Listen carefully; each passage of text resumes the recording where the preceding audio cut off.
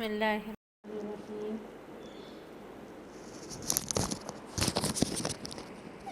السلام علیکم، میں آپ کی معلمہ سپریم ایجوکیشن اسکول سسٹم سے۔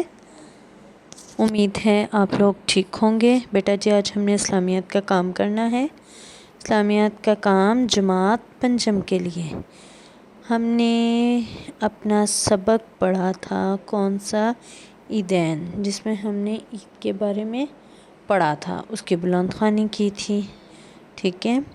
پھر اس کے بعد آج ہم سبق نمبر 9 عیدین کے سوالات کے جوابات کریں گے۔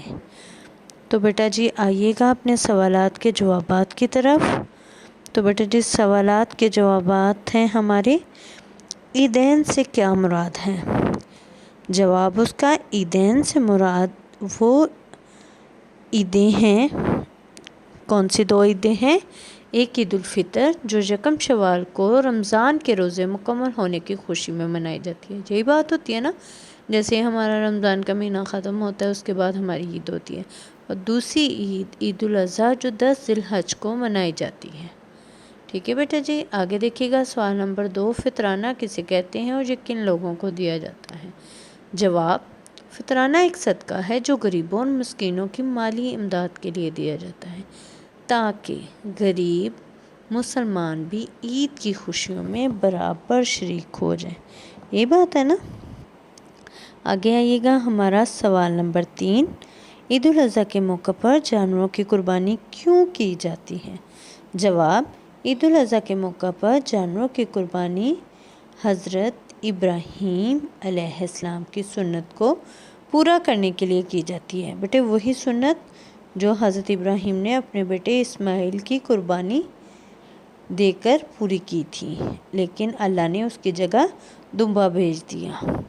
آگے دیکھیے گا عید کی تکبیروں کے الفاظ و ترجمہ لکھیں۔ الفاظ کیا ہیں تکبیروں کے؟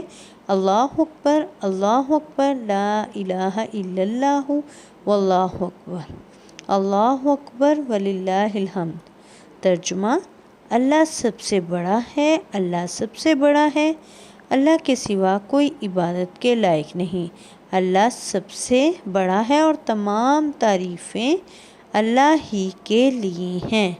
یہ ترجمہ ہے نا۔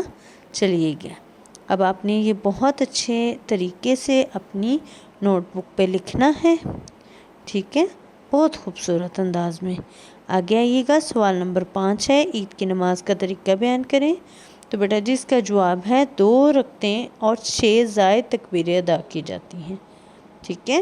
سوال نمبر 6، مسلمان سال میں کتنی عیدیں مناتے ہیں؟ ہمیں پتہ ہے مسلمان سال میں 2 عیدیں مناتے ہیں، ایک عید الفطر اور دوسری عید الاضحیٰ۔ اچھا، اپنا خیال رکھیے گا، شکریہ، اور شکریہ کے ساتھ ہی جانے کا وقت آ گیا۔ اللہ حافظ، احتیاط کریں، گھر میں رہیں۔